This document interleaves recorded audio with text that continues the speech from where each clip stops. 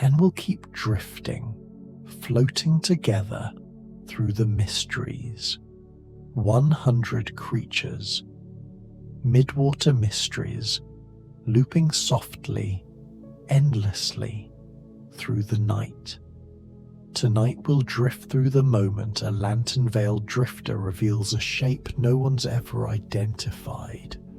The glass-winged hunter that appears, then vanishes without a single recorded trace. The pulse-lit predator whose glow patterns look eerily like a coded message. There's nothing you need to do now. Just let your body sink. Heavier, heavier. Feel the mattress holding you, every muscle softening, your heartbeat slowing, thump, thump, matching the rhythm of space itself. Shoulders melting down, jaw releasing, each breath pulling you deeper, deeper into the calm, the quiet, the dark. If this helps you rest, tap subscribe, comment, and hit like so others can find this calm too, but only if your eyes are still open. Otherwise, just drift. Now, let's drift into Creatures Midwater. The ocean holds a secret layer between the sunlit surface and the crushing abyss below. A twilight realm where pressure builds, slowly, slowly, and light fades to the faintest whisper of blue. This is the Midwater, the pelagic twilight, where creatures float, suspended in liquid space, drifting through a world that feels more like dream than ocean. Your breathing is slowing now. In, out, matching the gentle pulse of the deep. Thump, thump. Feel your chest rising, falling, like the soft bell of a jellyfish. Contracting, releasing, nowhere to go, nothing to do, just drift. In this midnight blue cathedral, where sunlight cannot reach, the first mystery appears. Siphonophores, not one creature, but many. Colonial beings that stretch like living chains through the water, unbroken, continuous. Some colonies reach over 100 feet long, longer than blue whales, drifting vertically through the water column like luminous curtains. Each link in the chain is a specialized individual, a zooid. Some pulse to move the colony. Others sting and capture prey. Others digest. Others reproduce. All connected. Forever connected. One mind distributed through dozens, hundreds of bodies. Let that image fill your mind. Connected, floating, no beginning, no end. Just the chain, drifting, drifting. Your body feels connected too, to the bed, to gravity, to the earth beneath, all one system, sinking, heavier, heavier. The siphonophore colonies glow, faintly, in patterns that ripple down their length, messages of light traveling from one zooid to the next, communicating in bioluminescent whispers. Some scientists believe these signals coordinate hunting, the entire colony acting as one vast distributed nervous system. When prey touches any part of the chain, the message spreads like thought, like electricity, and the whole colony responds, contracting, capturing.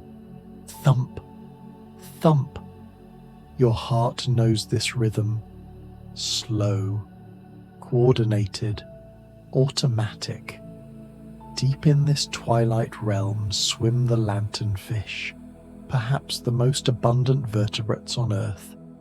billions upon billions of them, each no longer than your finger, their bellies lined with photophores, tiny organs that produce light, greenish-blue pinpoints arranged in species-specific patterns like constellations, each species with its own arrangement, its own star map written on its underside. The patterns serve a purpose beyond beauty, though they are beautiful, drifting through the dark with their belly stars glowing. The light matches the faint downwelling sunlight from above, making their silhouettes disappear when viewed from below. Counter-illumination, they call it. The fish adjusting the brightness of their photophores, moment by moment, to match the changing light, becoming invisible, becoming nothing but moving water. Your eyelids are growing heavy, heavier, like the lanternfish. You're blending into your surroundings, becoming one with the darkness, with the soft sheets, with the pillow cradling your head, melting, dissolving into rest. Every night, as the sun sets above the ocean, the lanternfish begin their journey upward, the largest migration on Earth, not across distance, but through depth, rising hundreds of meters from the deep midwater into the shallower food-rich layers, to feed under cover of darkness. Then, as dawn approaches, they sink again, down, down, following the fading darkness back to the deep. This happens every single night, across every ocean. Billions of fish, rising and falling, like the breath of the sea itself. Breathe in, the rise. Breathe out, the fall. Your chest moves in ancient rhythms, the same rhythms that move the ocean. In the darkest reaches of the midwater, where blue fades to black, strange cities appear, but they are not cities. They are single organisms, giant siphonophores of the genus Apolemia, whose tentacles can extend for 40 meters, dangling like fishing lines in the current. The main body, the colony, arranges itself in a spiral formation, with hundreds of specialized zooids creating what looks like a glowing metropolis, lights clustered in districts, pulsing in coordinated patterns that scientists still don't fully understand. Some researchers who've witnessed these creatures in their submersibles speak of them with reverence, even the way they hang in the water, rotating slowly, their bioluminescent sections creating geometric patterns like architecture, like something designed. It raises questions about consciousness, about awareness. If a colony acts as one, with coordinated movement and hunting, is it, in some way, thinking? But you don't need to think now. Thinking is floating away, like bubbles rising to a surface you can no longer see. Your mind is becoming more like the deep, dark, quiet, still, drifting through this same twilight realm.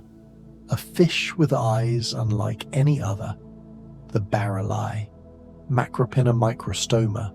Its head is transparent, a dome of clear tissue, and inside this living window, two tubular eyes point upward, always upward, rotating within the fluid-filled chamber of its skull. The eyes are designed for one purpose, to detect the faint silhouettes of prey above.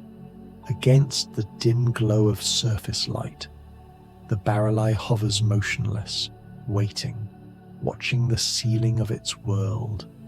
When a shadow passes overhead, a jellyfish, a small fish, it rotates its entire body upward, rising slowly, approaching from below, where it cannot be seen.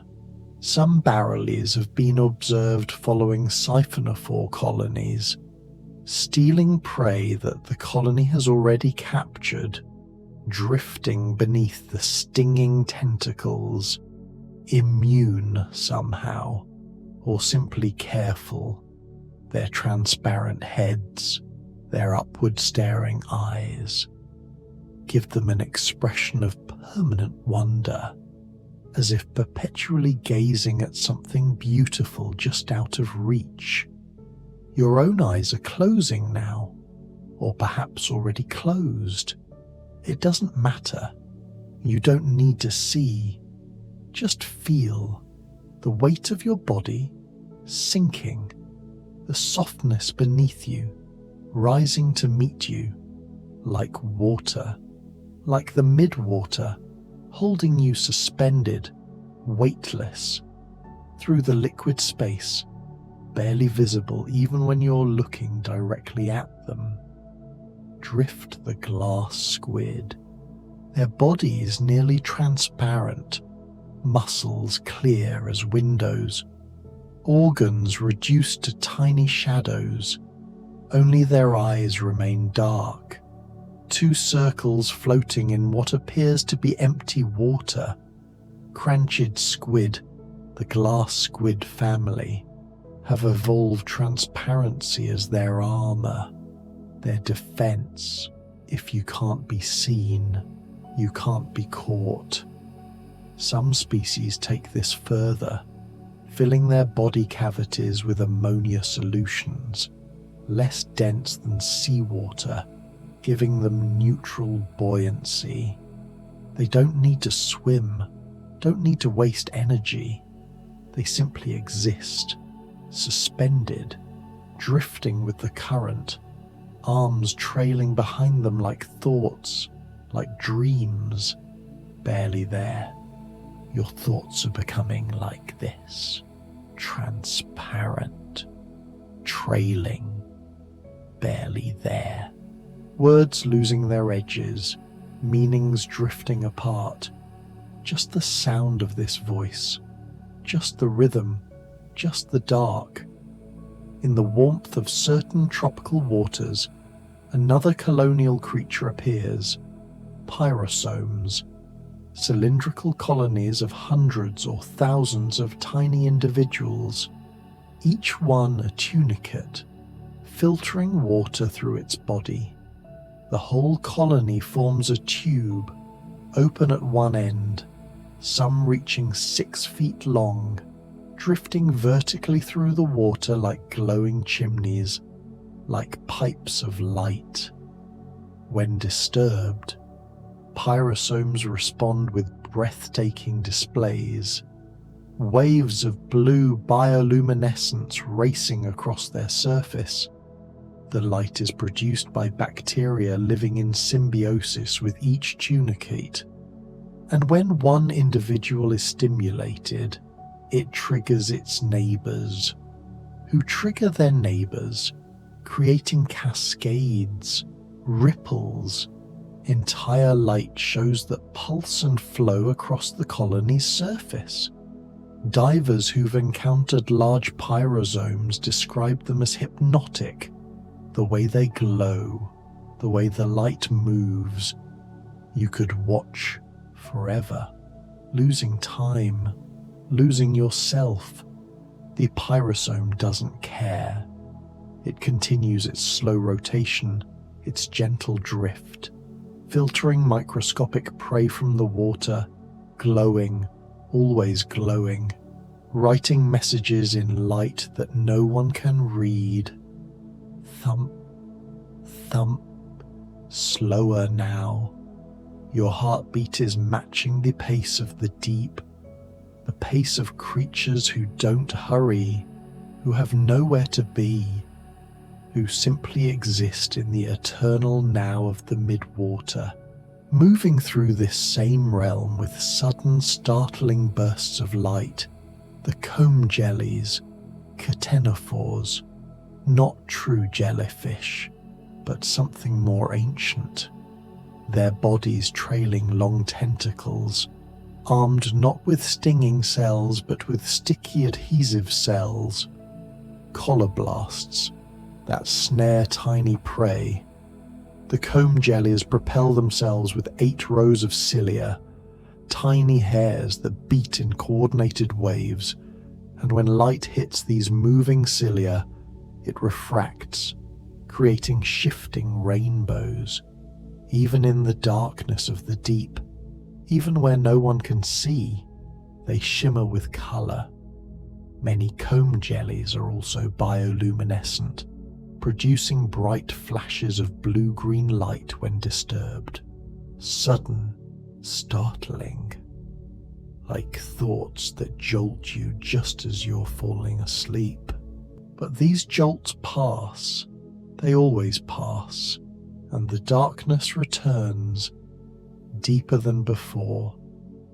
Some comb jellies have evolved shapes that seem impossible, like the Venus girdle, a flat ribbon of transparent tissue rippling through the water like a living scarf, or the sea walnut, round and ghostly, or the species with elaborate lobes that fold and unfold, feeding. The deep midwater is home to species science has barely described, creatures witnessed once from submersibles, photographed, and never seen again. Let them drift through your mind, these impossible shapes, these transparent beings, here and then gone, like thoughts at the edge of sleep. In the deeper twilight, another cephalopod dwells, the vampire squid, Vampiroteuthis infinalis. Vampire squid from hell, though it is neither vampire nor squid nor particularly hellish. It's something in between, a living fossil, the last of its kind, its arms connected by webbing, creating a cloak, which it can pull over its body like a shroud, inverting itself, hiding inside itself. When threatened, the vampire squid doesn't flee, it has nowhere to run. Instead, it inverts its cloak, exposing the underside, which is covered in fleshy cirri, finger-like projections studded with bioluminescent photophores. The creature becomes a glowing urchin, a ball of light-tipped spines, confusing, startling. Then it releases clouds of bioluminescent mucus, glowing particles that hang in the water, creating decoy constellations. While the vampire squid fades back into darkness, it doesn't eat other creatures, not actively. It drifts with filaments extended, collecting marine snow, the constant rain of particles, dead plankton, waste pellets, fragments of disintegrating bodies, everything that was once alive, now falling. The vampire squid catches these remnants, draws them to its mouth, feeds on the memory of life. You're drifting too, catching fragments of thoughts, remnants of the day, but they're fading, falling away, like snow you can't hold, dissolving as it touches you. Many midwater creatures have evolved a particular trick with colour. They're red, deep red, crimson, burgundy. This seems counterintuitive in the deep ocean, where red is the first colour to disappear as depth increases. But that's precisely the point. In the deep midwater, there is no red light, and without red light, red pigmentation appears black or simply absent, invisible. Red shrimp drift through the twilight, transparent except for their red coloration, which renders them effectively invisible. Red fish, red squid, red jellyfish, all vanishing into the blue-black gradient.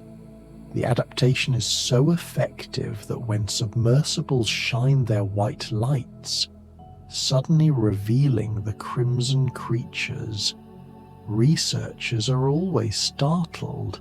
The invisible becomes visible, the hidden revealed, but only artificially, in natural conditions as they remain unseen. Ghosts in the machinery of the sea. Your body is becoming invisible too, to your conscious mind. You can't quite feel where your arms end, where the blanket begins, boundaries dissolving, edges softening, just warmth, just weight, just darkness. Drifting in organized schools through the shallower reaches of the midwater, the hatchet fish appear. Small silver fish with bodies compressed from side to side, so thin they look like hatchet blades, like crescents of light, their bellies lined with photophores, creating counter-illumination. But their sides are covered in specialized scales, layered crystals that act as mirrors, reflecting what little light exists, making them invisible from the side as well as from below. Every evening, like the lanternfish, hatchet fish migrate upward, rising to feed in the rich surface waters. Then as dawn approaches, they sink again, following the darkness. This migration is synchronized, precise. How do they know when to rise? How do they know when to sink? Scientists believe they're following specific light levels, the soliums, layers of equal brightness. As these layers move, the fish move, staying always in their preferred darkness. Your breath is finding its own migration. In, out, rising, falling. No thought required. Automatic, ancient. The same rhythm that moves the ocean moves through you. In the clearer tropical waters where sunlight penetrates deeper, krill gather in formations that look like clouds, massive aggregations, millions of individuals, each one translucent, paddle-legged, with black eyes like poppy seeds.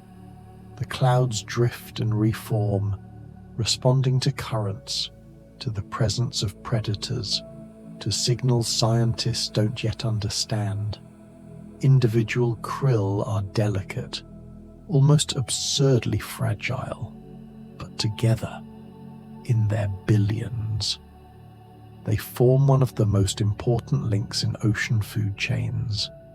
They filter phytoplankton, converting sunlight's energy into animal tissue, and they themselves are eaten by fish, by squid, by whales.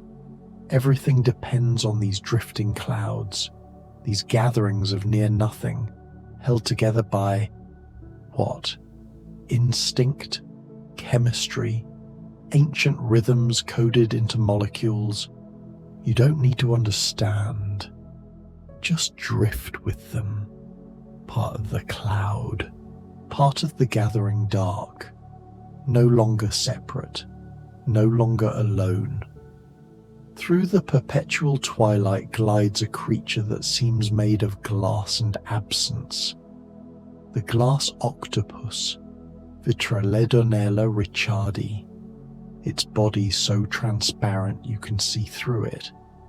Organs visible but reduced to almost nothing, eyes functional but pale, arms trailing behind as it moves with gentle pulses, barely disturbing the water. The glass octopus doesn't hunt actively like its coastal relatives. It drifts, waiting, and when prey approaches, small fish, small squid, it moves with sudden decisive strikes, too fast to follow, then returns to its ghostly stillness, barely there, barely real. Some individuals have been observed in strange postures, arms trailing upward, body inverted, hanging motionless in the water column for hours. What are they doing? Waiting? Resting? Do octopuses sleep? Do they dream? The questions float away unanswered, unimportant. Everything is becoming unimportant except the drift, the slow fade, the letting go. In the darker zones where even twilight fades, the loose-jawed dragonfish hunt, Malacosteus niger, the stoplight loose-jaw. It has evolved something remarkable, unique among vertebrates. The ability to produce and see red bioluminescence. While most deep-sea creatures produce blue or green light, the loosejaw has photophores beneath its eyes that glow deep red, and its eyes contain a special pigment derived from chlorophyll that allows it to detect this red light. This gives the loosejaw an invisible flashlight. It can illuminate prey without the prey knowing, can see in a color wavelength that nothing else in the deep can perceive. The fish drifts through darkness, its searchlight sweeping, revealing red-lit scenes, shrimp, squid, smaller fish, frozen in crimson, unaware they're being watched. Its jaw, hinged loosely, can drop open to enormous gape, the teeth transparent like glass needles. The whole creature built for efficiency, for darkness, for the long hunt in endless night. But you're not hunting, you're not searching, you're done with the day, done with doing, just sinking now, heavier, softer. The voice continues, but you don't need to follow every word, just the rhythm, just the tone, like a current carrying you, down, down. In the same deep spaces, salps drift like living crystals, gelatinous tunicates, barrel-shaped, with bands of muscle ringing their transparent bodies. They move by contracting, drawing water in one end, expelling it from the other, jet propulsion in its simplest form. Some salps live alone, solitary drifters, but others form chains, connecting end to end, creating long trains of pulsing bodies, all moving in synchrony. Salps are filter feeders, straining enormous volumes of water through their bodies, capturing phytoplankton, bacteria, tiny particles. They're remarkably efficient, among the fastest growing multicellular animals, doubling their length in hours when food is abundant. They bloom suddenly, transforming patches of ocean into salp meadows, and then, just as suddenly, they're gone, their bodies sinking, becoming food for the deep, becoming the marine snow that feeds the vampire squid and so many others. Everything connects. Everything feeds into everything else. You're connected to this moment, to this bed, to the turning earth. No separation, no boundary, just one continuous system, breathing, pulsing, existing.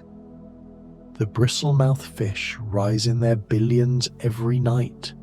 Cyclothone, gonostoma, tiny fish, often less than an inch long, but so numerous they might be the most abundant fish on Earth. During daylight they hide in the deep midwater, scattered, solitary, but as darkness falls, they spiral upward, ascending in loose formations, millions becoming billions, creating layers, sheets of living tissue moving through the water, their mouths lined with tiny bristle-like teeth, their bodies studded with photophores, simple patterns, nothing elaborate, just enough light to disappear against the dim glow above. They feed on copepods, tiny crustaceans, and are themselves eaten by larger fish, by squid, by diving seabirds. The bristlemouths are the invisible infrastructure of ocean food webs, the countless many, the unnamed multitude. Your thoughts are like this now, countless, uncountable, too many to track, fragmenting, each fragment drifting away before you can hold it. And that's fine. That's perfect. Let them go. Let everything go.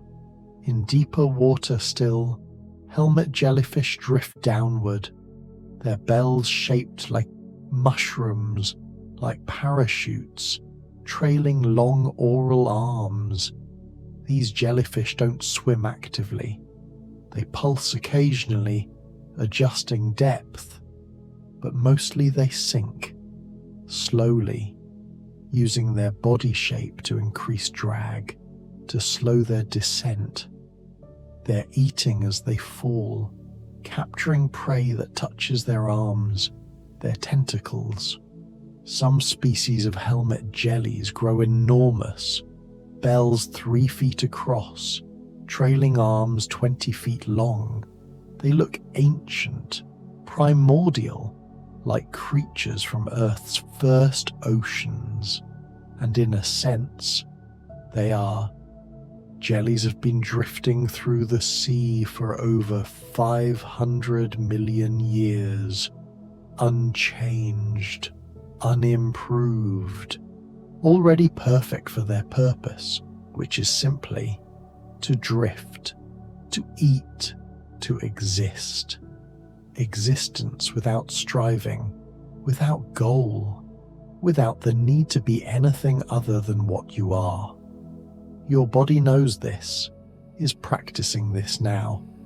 Just being, just breathing, thump, thump, slower and slower. Many predators in the midwater have evolved similar characteristics: red pigmentation, large teeth, bioluminescent lures. The reason becomes clear when you understand the environment. In the deep midwater, prey is scarce, scattered. When you encounter food, you must be able to catch it, no matter how large, no matter how fierce. So midwater predators have evolved grotesque efficiency, extendable jaws, stomachs that can expand to hold prey larger than themselves, metabolisms that can endure months between meals. The red pigmentation serves double duty, invisibility, but also it masks the bioluminescence of swallowed prey. A fish that has eaten a glowing lanternfish becomes a beacon, advertising its presence to larger predators. But if that fish is red, the glow is absorbed, hidden, The predator remains invisible despite the light inside it. Imagine that, being able to hold light inside you without anyone seeing. You hold sleep inside you now. It's there, waiting, held in your muscles, in your slowly beating heart, in your lengthening breaths. Soon it will bloom, fill you completely. But for now, it waits, patient as the deep. The silver spiny fin drifts with eyes so large they dominate its entire head. Diretmus argenteus. Its eyes evolve to capture every available photon in the dim midwater. The retina is packed with rod cells, sensitive to the faintest light, and the lens is enormous, gathering, focusing. The fish can detect the bioluminescent flickers of prey from remarkable distances. In conditions humans would consider absolute darkness, but such sensitive eyes come with vulnerabilities. Too much light is painful, damaging. This silver spiny fin must avoid the surface, must stay in its twilight realm, where dimness is constant, where the eyes that seem like a superpower in darkness would be a curse in sunlight. Your own eyes are closed now, or nearly closed, and it feels good. The darkness behind your eyelid, soft, safe, no light to process, no information to sort, just rest. Drifting through the deeper reaches, soft-bodied worms extend and contract, pelagic polychaetes, their bodies segmented, bristled, some with paddle-like appendages that beat in gentle waves, propelling them through the darkness. These worms have no hard parts, no shells, no protection except their transparency, their ability to sense vibration in the water and flee, contracting into tight coils, then extending again when danger passes.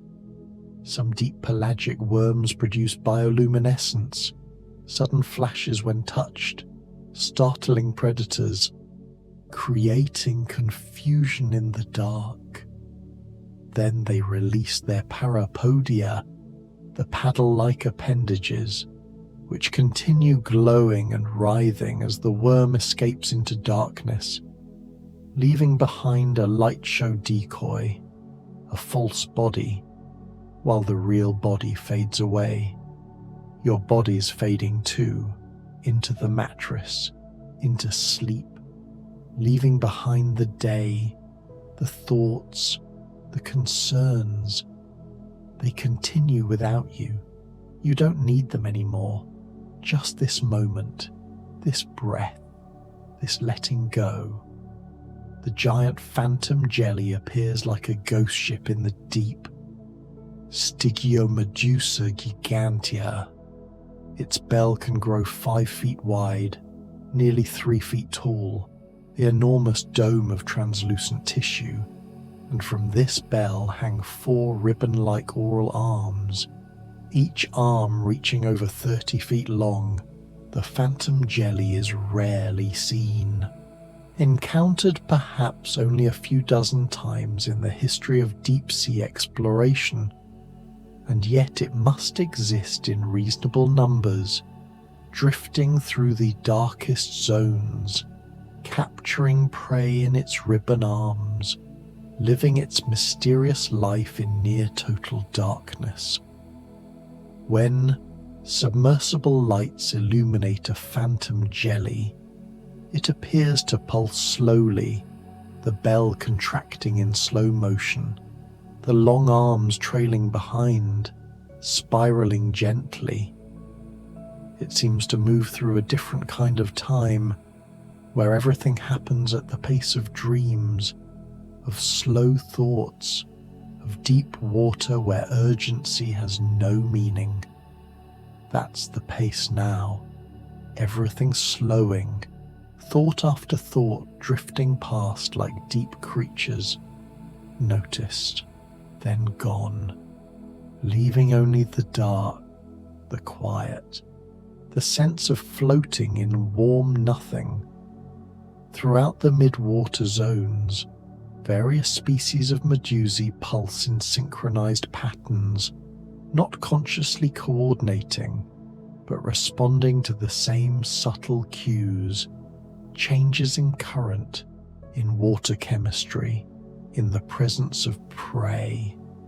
Entire clouds of jellyfish, different species, pulse together, creating pressure waves, currents that flow through the midwater, mixing nutrients, moving water. The ocean breathes through them.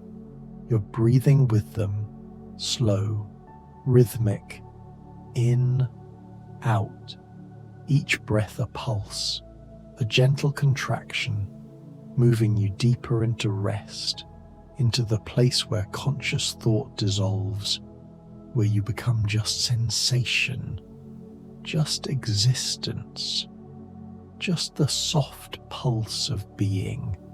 In certain zones of the midwater and during certain seasons, giant lavations cluster in unexpected numbers, Bathcordeus, their transparent bodies the size of your fist, but trailing behind them, intricate structures called houses, made of mucus. These houses are filtering systems.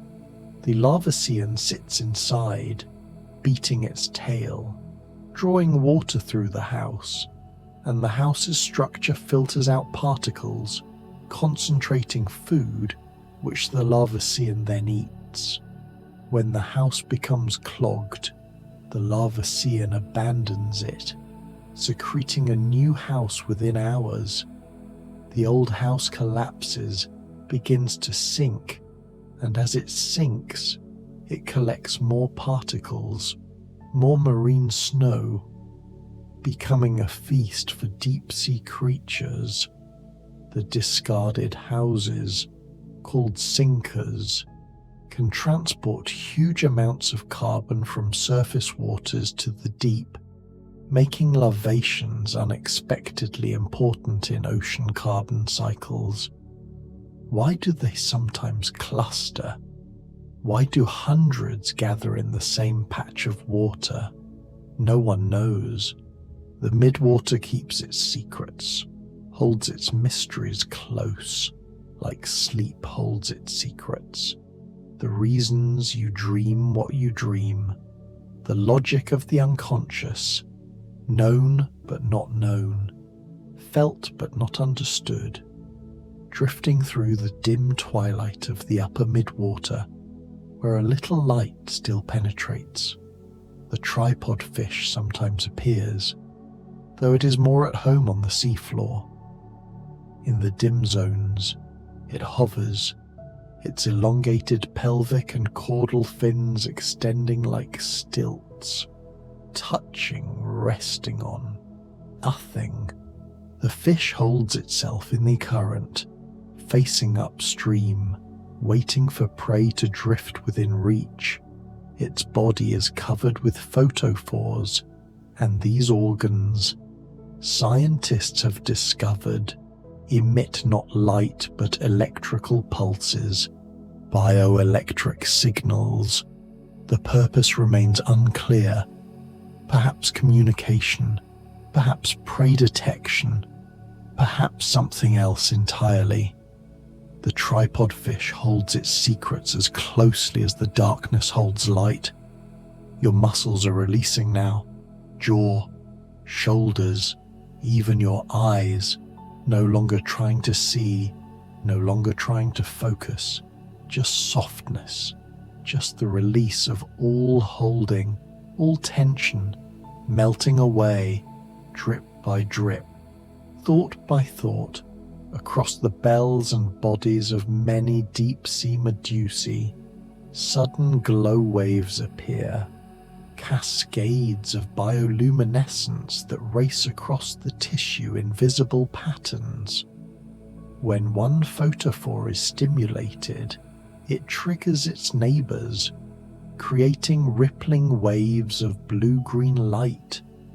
These patterns might serve as warning displays, startling predators, or they might be communication, signals between individual jellies, or perhaps they're simply automatic responses, nerve impulses made visible as light, thoughts you can see. The Atolla jellyfish, when attacked, produces one of the most spectacular displays, a rotating burst of bioluminescence, a pinwheel of light that spins around and around. This isn't meant to scare the predator, it's meant to attract something larger, a predator of predators. The Atolla is calling for help, screaming in light, hoping something bigger will arrive and attack its attacker, giving the jellyfish a chance to escape in the chaos.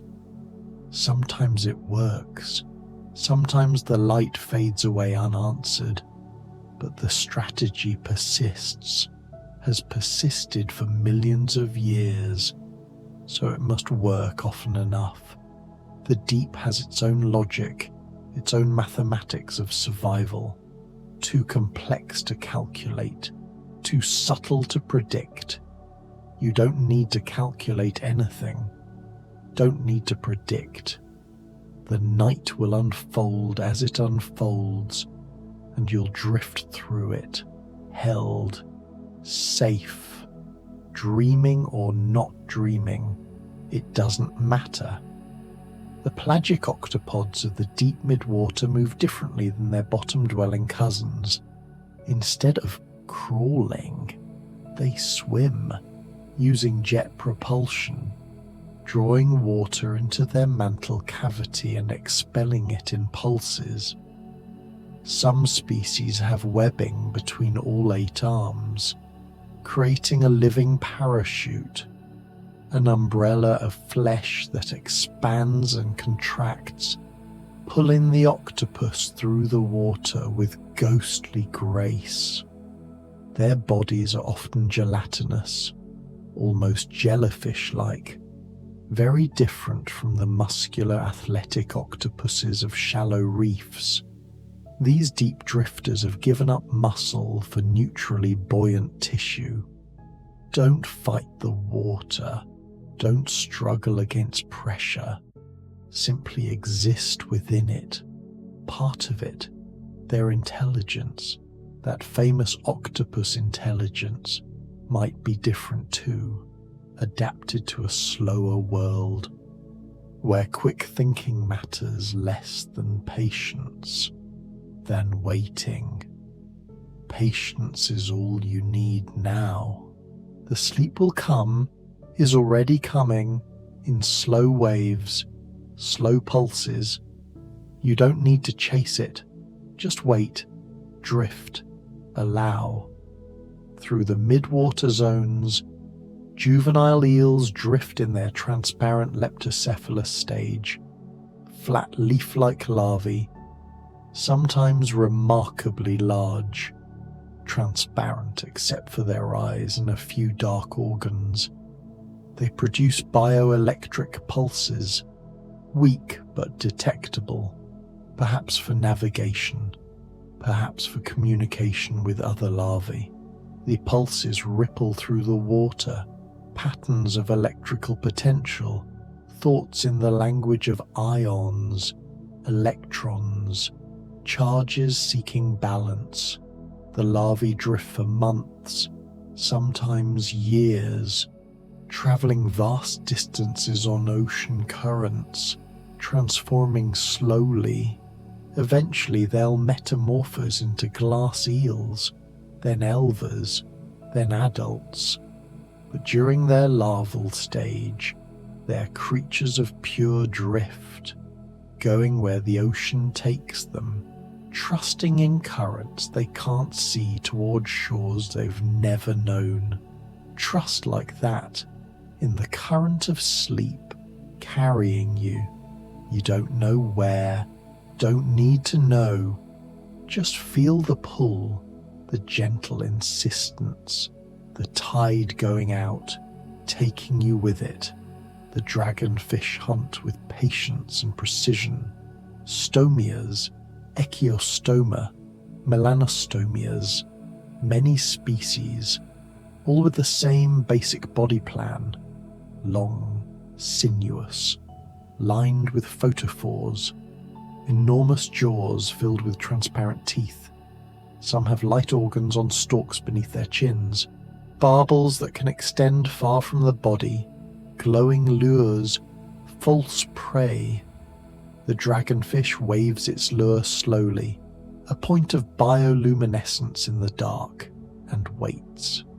When something investigates, small fish, shrimp, squid, the dragonfish strikes with shocking speed, jaws snapping closed, teeth piercing. The attack lasts a fraction of a second, then the dragonfish returns to stillness, to waiting. It might wait hours before another opportunity arrives, but time in the deep is different, moves differently. Hours are nothing, days are nothing, just the eternal now, the endless dark, the patient wait. You're learning this patience, this timelessness, where 1 minute and 1 hour feel the same, where you've been listening forever and just started listening, where sleep is both distant and already here, both coming and already arrived. The barrelly fish we met before, with its transparent head, that skull is filled with fluid and suspended in that fluid. The tubular eyes can rotate, unusual among fish. Most fish have eyes fixed in their skulls, can only change their view by moving their whole body, but the barrelly can look up or rotate its eyes forward to look ahead, seeing through its own transparent forehead. The discovery of this rotation ability came relatively recently. Before that, scientists thought the eyes were fixed. Looking at preserved specimens gave no hint of the eye movement.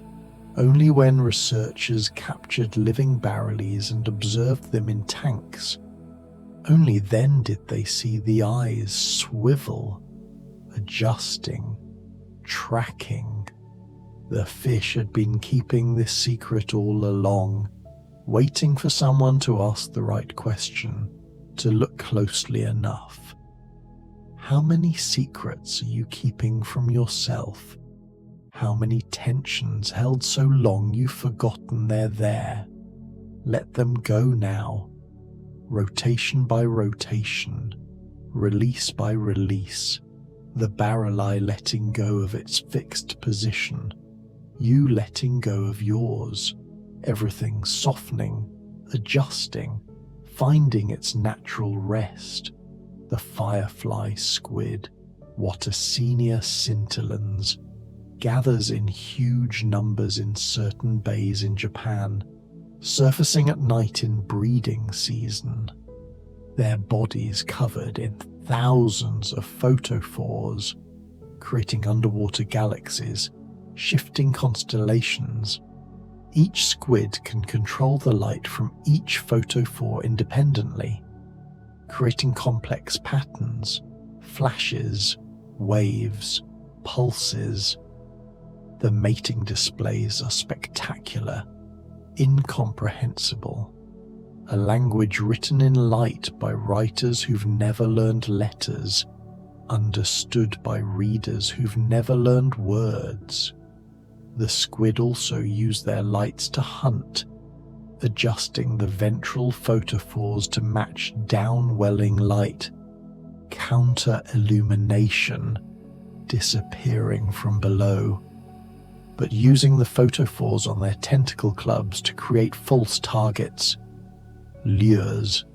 Small fish approach these glowing spots, and the squid strikes. The light that protects also attracts. A dual purpose, elegant efficiency. In the deep, everything must serve multiple functions: conservation of energy, conservation of structure. You're learning this too. Breath serving as anchor and as rhythm, darkness serving as void and as comfort, this voice serving as distraction and as lullaby. Everything double, nothing wasted. The giant siphonophores, apolemia, extend their tentacles like vast fishing nets, curtains of stinging cells that span huge vertical distances. Some colonies position themselves in the water column where currents are strong, letting the current push prey into their tentacles. Passive hunting, the ocean doing the work. The colony just exists, just waits, just holds its position and allows.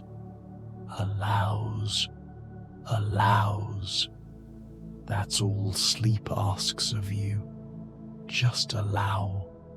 Stop doing. Stop trying. Just exist. Just wait. Positioned perfectly, right here, right now, while sleep finds you, drifts into you, like prey into tentacles, inevitable, gentle, complete. The mirror shield scales of hatchetfish reflect not just light, but also the specific wavelength and polarization patterns of downwelling sunlight. The scales are made of layered plates of guanin crystals, arranged at precise angles. Each scale acts as a tiny mirror, curved to match the fish's body. The overall effect is near perfect invisibility from the side. The fish becomes nothing, less than nothing, a hole in the water shaped like a fish. But this camouflage only works in the midwater, at specific depths, where the light has specific qualities. If a hatchetfish strays too shallow or too deep, it becomes visible. The invisibility is conditional, temporary, dependent on position. We're all like this, invisible in some contexts, obvious in others.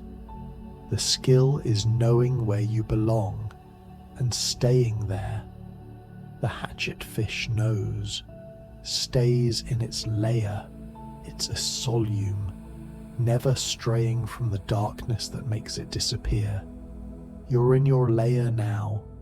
You're a assolume, the exact depth of consciousness where you belong in this moment, not too awake, not quite asleep, suspended between, held in the perfect dark, the perfect silence.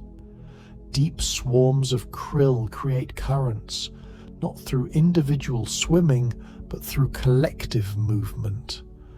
Billions of tiny bodies, each beating its pleopods, its swimming legs, and together they move water, create flow.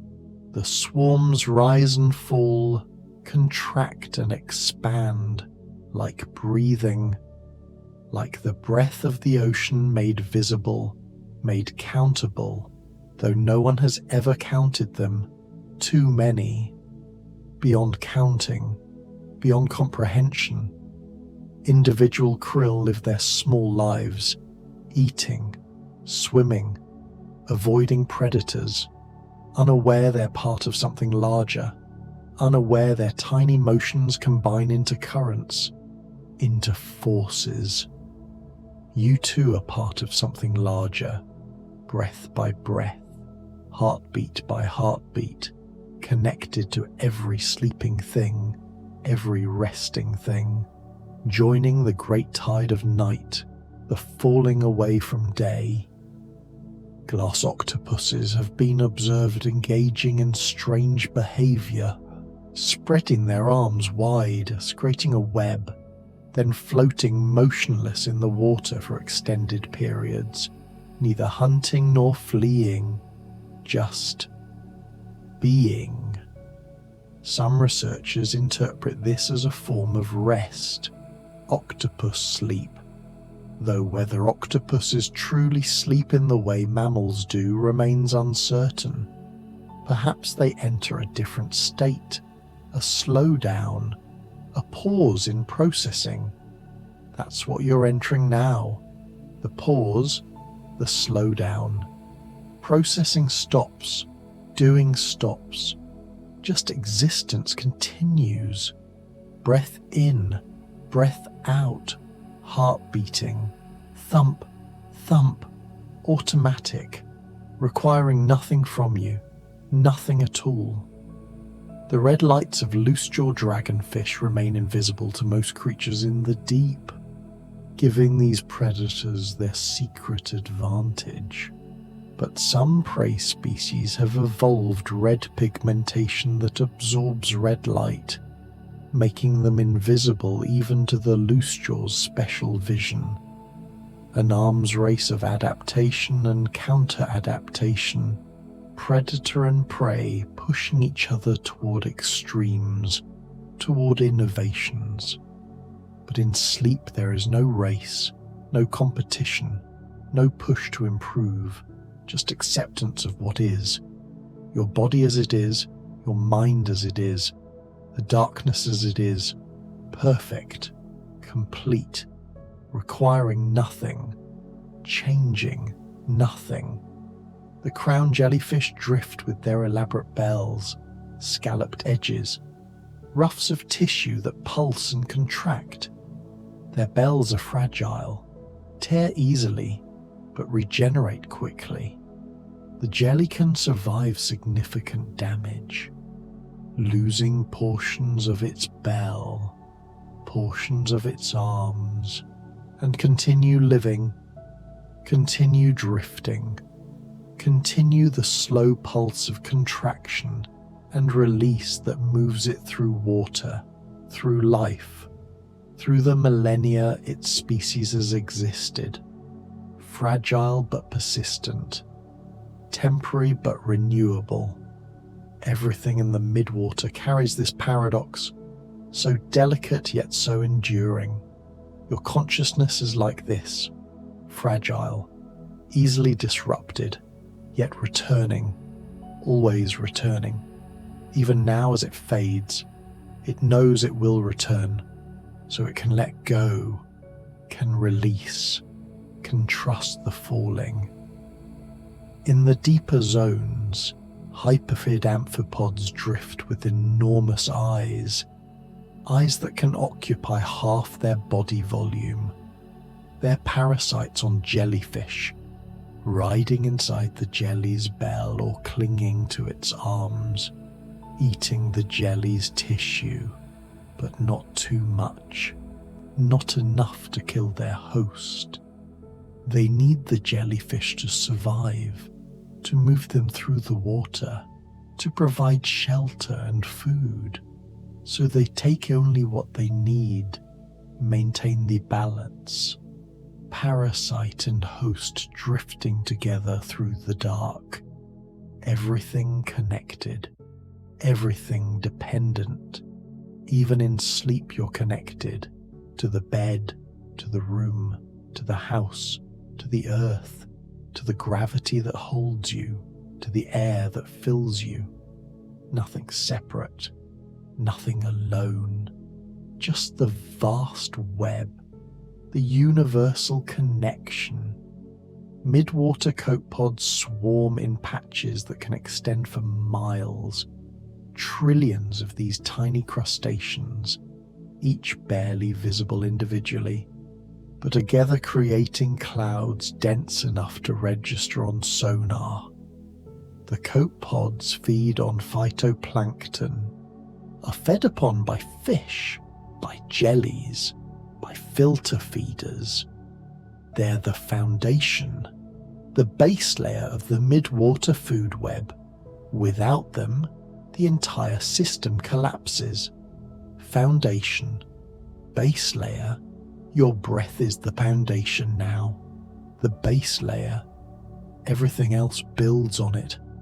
And when everything else falls away, the breath remains. In, out, in, out. So simple, so fundamental.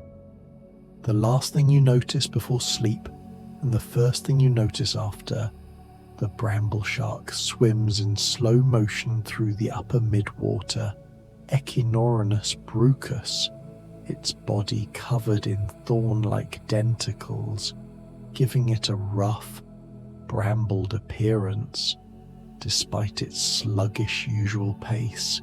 When hunting, it can produce sudden bursts of speed, lunging at prey with unexpected power, then returning to its slow drift, its passive gliding. Most of its life is spent barely moving, conserving energy, waiting for opportunity. Only in brief moments does it accelerate, does it spend its carefully hoarded energy. The rest is patience, stillness, the slow current of blood, the slow pulse of gill. The shark knows something about efficiency, about conservation, about the value of rest. Let yourself be like the bramble shark, mostly still, mostly drifting. Occasional surges don't matter, they pass, and the stillness returns, deeper, heavier, more complete. Pelagic sea cucumbers hover in the water column, their bodies extended, tentacles spread like flowers, capturing particles from the water. They're related to the sea cucumbers of the sea floor, but they've adapted to permanent drift, their bodies less dense, more gelatinous. Some species have translucent bodies, others are deep red, invisible in their wavelength-specific way. They orient themselves vertically, mouth end upward, tentacles spread, waiting for marine snow to fall into them. Everything in the midwater is positioned to catch the fall, to catch the sinking rain of nutrients. Everyone waiting with open arms, open tentacles, open mouths for what descends from above. You too are positioned perfectly to catch sleep as it falls, descends, settles over you like marine snow, like soft, soft particles of rest drifting down through your consciousness, accumulating, building until you're covered, until you're buried in the most gentle way, the softest, finest snow. Deep sea smelts make their nightly migration. Pathalagidae, small fish, efficient swimmers, rising hundreds of meters, feeding in the richer layers, then sinking again before dawn. Every night, the same journey, the same rise, the same fall, predictable, rhythmic, reliable as tides, reliable as seasons. The fish don't question it, don't resist it. Just follow the ancient pattern coded into their cells, into their chemistry. Your body has patterns too, rhythms, the circadian tide pulling you towards sleep, the homeostatic pressure building, the chemicals accumulating that make eyes heavy, make thoughts slow, make surrender inevitable.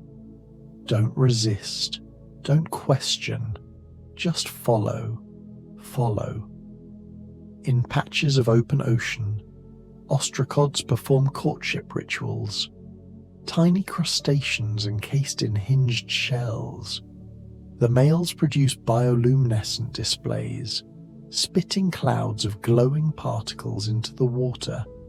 Each species has its own pattern, its own rhythm, pulses and pauses, creating glowing trails, temporary art, messages that last only seconds before dissolving into darkness. Females observe from nearby, judging, choosing. The sea carries countless conversations, countless signals, most of which we'll never understand, never detect, happening on scales too small, or wavelengths too strange, or in codes too complex. The ocean is full of speech we can't hear, full of light we can't see, but you don't need to see, don't need to hear, just feel the weight, the warmth, the slow, slow spiral down. The size of some siphonophore colonies defies comprehension. Not just long, but vast. Scientists exploring the deep waters off the coast of Australia encountered a spiral formation, a giant ring of connected zooids, pulsing, glowing. The colony measured over 150 feet in outer diameter, longer than a blue whale, longer than most buildings at all, and it was just drifting, rotating slowly in the current, a living vortex. A creature so large it seems impossible. Yet there it was, witnessed, recorded, real.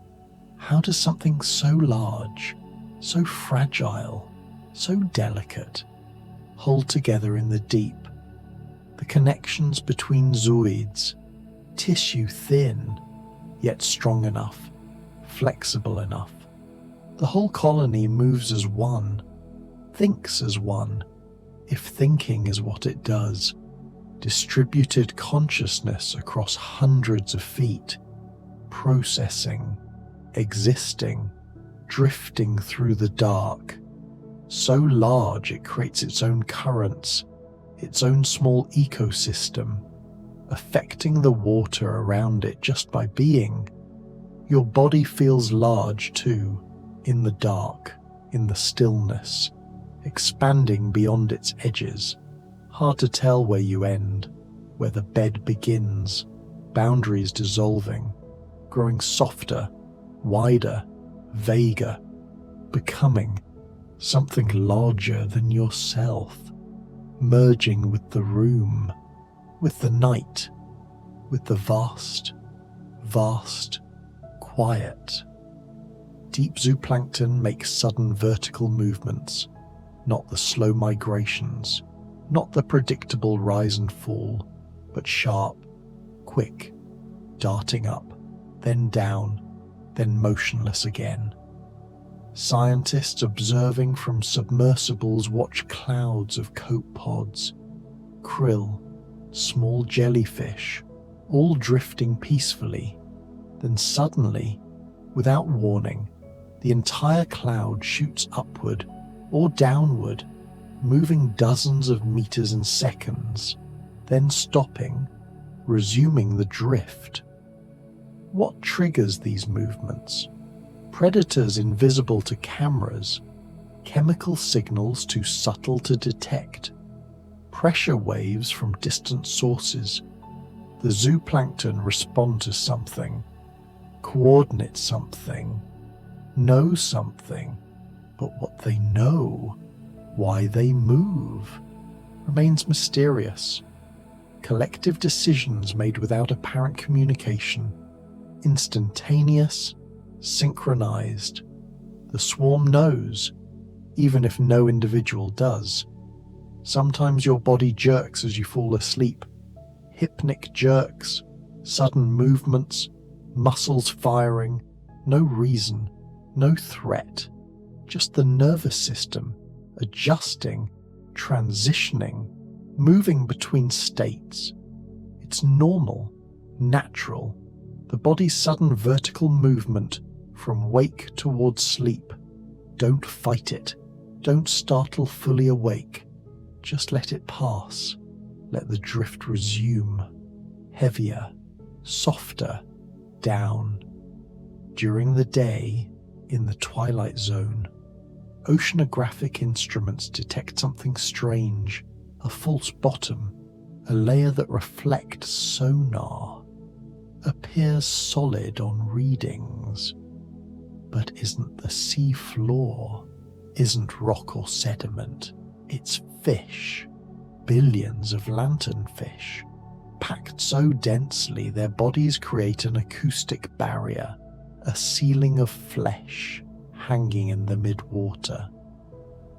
This deep scattering layer, as scientists call it, was discovered during World War II, when submarines and sonar operators kept detecting mysterious phantom seafloors that rose and fell with the sun. The lanternfish create this false bottom simply by existing, by gathering in their preferred light level, by clustering for safety, for mating, for reasons we can only guess. During the day the layer is deep, at night it rises, follows the darkness, and always it's there, a biological ceiling, separating upper from lower, creating zones, creating structure in what seems like featureless water. Your eyelids are creating a ceiling too, a darkness, separating the room from your awareness, creating zones, inner and outer, conscious and unconscious. The ceiling is lowering, pressing gently down, not threatening, just present, just there, getting closer, closer, until it touches, until everything becomes interior, becomes dark.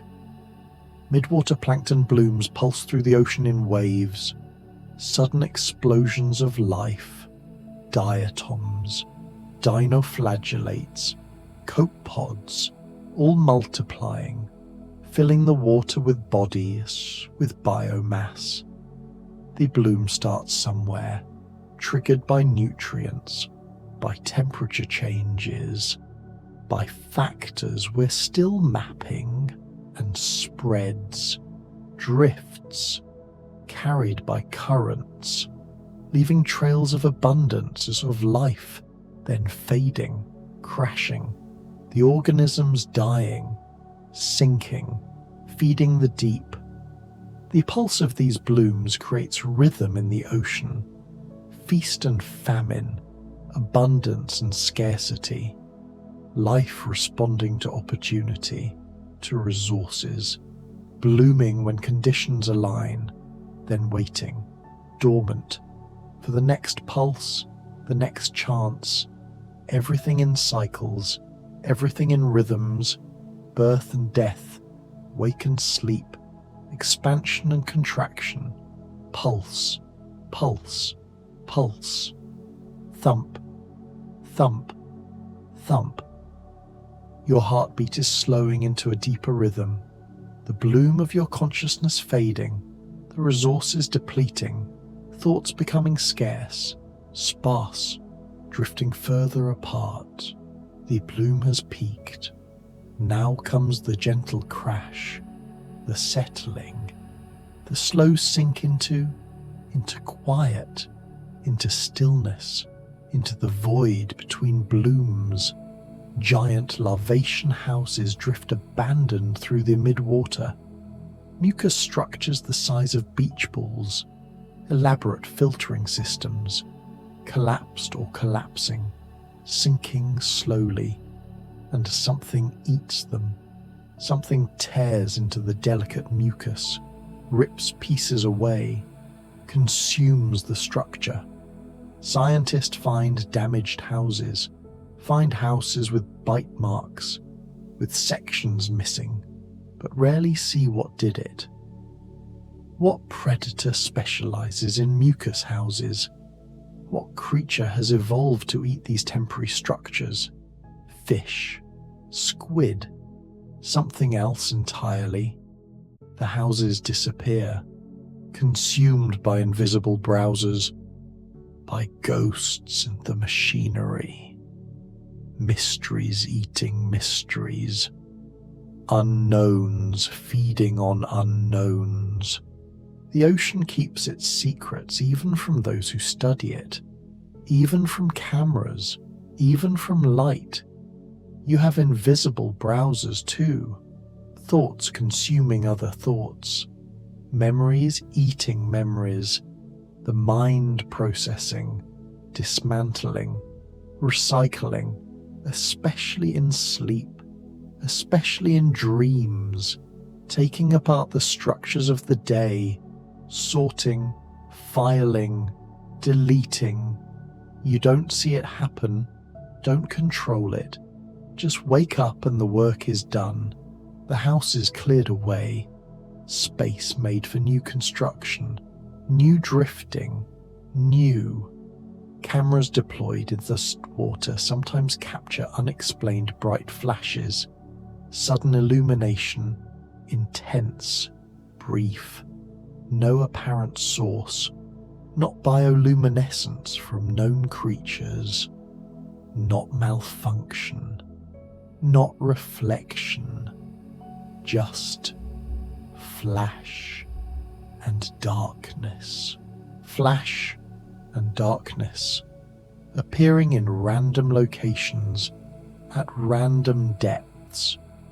Some researchers theorize these are unknown species, organisms not yet described, producing light in ways we haven't documented. Others suggest collisions, chemical reactions, physical phenomena we don't understand. The flashes remain unexplained, catalogued but not interpreted, seen but not understood. Sometimes you just have to accept, to witness without comprehending, to let mystery be mystery. The need to know, the need to explain, can fade, can dissolve, can become unimportant. Just images, flashes, appearing, disappearing in the dark. Behind your eyes, fragments, sparks, thoughts, memories, none of them needing explanation, just appearing, then gone. Siphonophore fishing lines light up in coordinated patterns. The tentacles, sometimes dozens, sometimes hundreds of them, hanging from the colony, all studded with lures, false prey, glowing, and sometimes, not always, but sometimes, the lures flash in sequence, creating waves of light that travel down the tentacle, from colony to tip, or from tip to colony, traveling, signaling.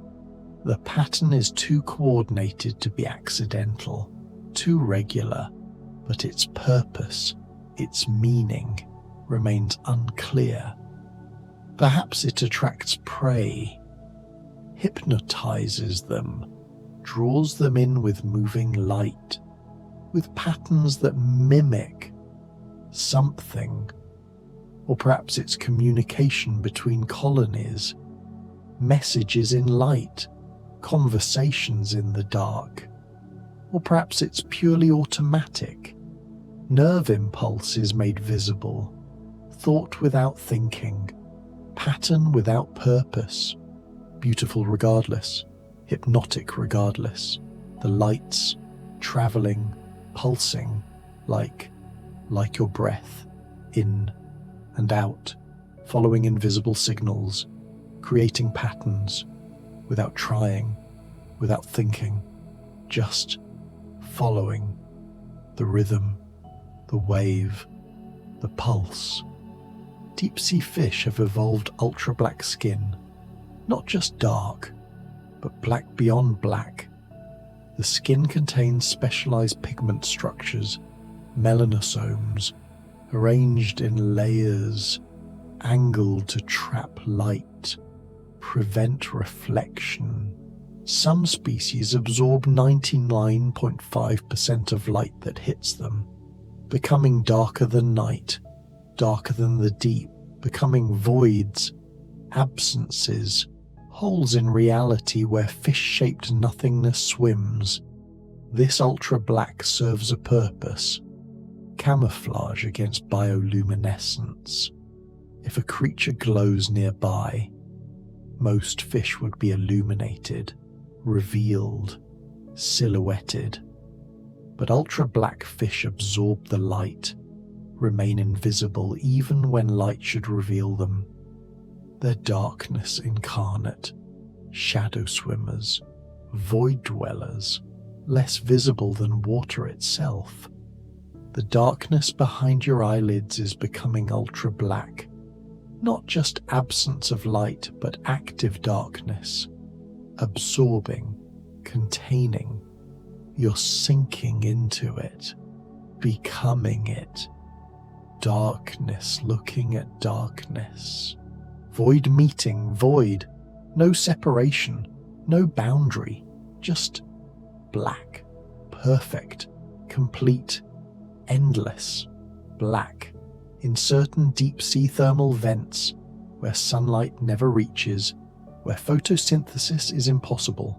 Giant clams thrive, Calyptogena, their shells massive, their bodies full of symbiotic bacteria, chemosynthetic bacteria that convert toxic chemicals, hydrogen sulfide, into energy, into food. The clams don't eat, don't filter, don't hunt. They farm. They cultivate bacterial colonies in their tissues, in specialized organs, providing the bacteria with chemicals from the vent and receiving nutrients in return.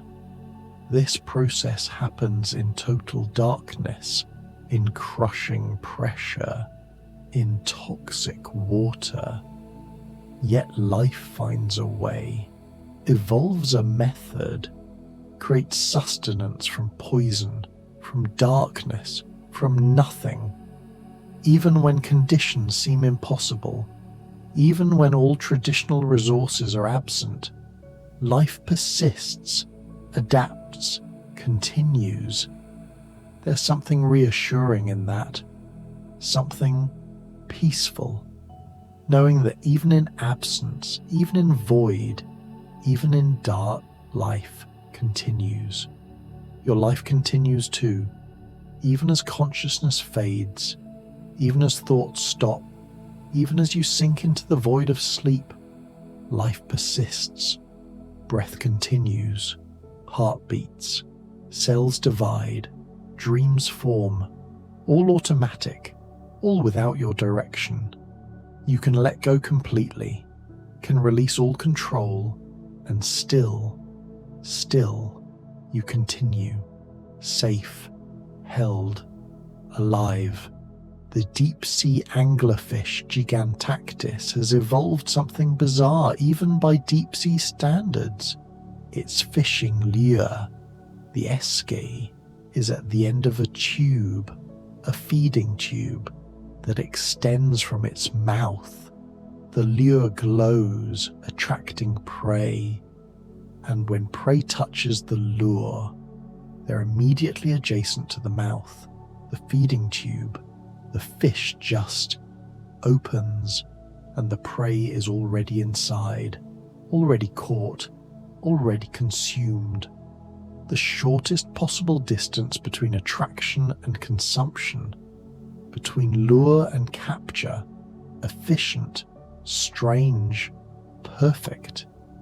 Everything in the deep tends toward efficiency, toward conservation, toward doing more with less, using less energy, moving less, thinking less, just existing with minimal expenditure, learning to rest, to wait, to let prey come to you, rather than chasing, hunting, striving the deep sea way.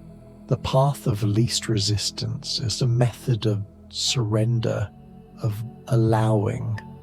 On the abyssal plane, far below the midwater but connected, always connected, sea pigs crawl in slow motion, scotoplanes, deep-sea holothurians, pale, plump, walking on tube feet across the seafloor, grazing on marine snow, the constant rain of particles from above. They move so slowly, so ponderously, that they seem almost stationary, travelling perhaps a few centimetres per minute. A journey of meters might take hours, days, but time is meaningless at those depths. In that darkness, there's nowhere to hurry to, nothing to rush toward. Watch them in your mind, the slow grazing, the gentle movement, barely perceptible, existing at the pace of geological time, of deep time, of time that isn't time, just eternal, present, now. The sea pigs know, have always known. There's no rush, no urgency, just the slow, gentle, inevitable progress toward nothing, toward everything, toward rest. Siphonophore nectaphores leave bioluminescent trails as they pulse, swimming bells contracting, expelling water, and in that expelled water, tiny particles of light, mucus containing bioluminescent bacteria, being shed constantly, creating glowing paths, temporary maps of movement, trails that show where the colony has been, where it's going, before fading, dissolving, disappearing into the dark. Everything leaves trails, everything marks its passage, even you, even now, leaving trails of thought, trails of breath, trails of warmth in the bed, trails of consciousness, getting fainter, fainter, soon to disappear, soon to fade into the darkness that surrounds them, that awaits them, that welcomes them, back into unmarked, untrailed, pure void. Giant isopods demonstrate unexpected resilience. Bathynomus, enormous crustaceans, related to pill bugs but the size of footballs. They can survive years without food, their metabolism slowing to nearly nothing, entering states of suspended animation in near-death dormancy, then reviving when food appears, continuing, persisting. Their bodies are tough, armoured, designed for the crush of pressure, for the cold, for the absence of everything, and they endure. They last. They persist through conditions that would kill, would destroy, would end most life. Resilience, the ability to endure, to last through darkness, through absence, through the long wait. You have this too, have survived every difficulty, every dark period, every night, emerging each morning, continuing, persisting. You'll emerge from this night too, this sleep, but that's tomorrow's concern. Now there's only the long dark, the deep rest, the suspension of everything. Marine snow falls constantly in the ocean, a silent rain. Particles are fragments, dead plankton, waste pellets, pieces of larger creatures, all sinking slowly, creating a constant downward drift, a gentle precipitation of life and death, mixed, mingled, falling together toward the abyss.